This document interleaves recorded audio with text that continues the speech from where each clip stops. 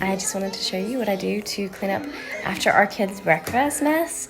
If you have little kids, you know it goes everywhere, and this is really fast. So you can see like all the crumbs are on the table, and I've actually just vacuumed the floor too. So I just take this across and just suck all the crumbs up.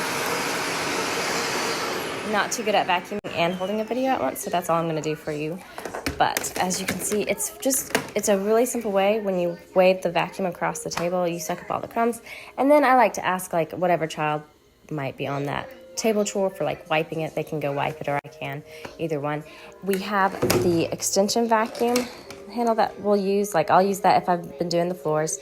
But we also have a little vacuum that they can push on the floors or on the table, and we'll use that as well. So anyway, I'll do that just like to keep from like the wiping and all the crumbs going down to the floor with little ones learning that chore and stuff like that.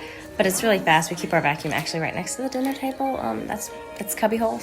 But this is the handheld that we have. So we'll also use that, and they can use that too. Handheld vacuums are really great for little kids.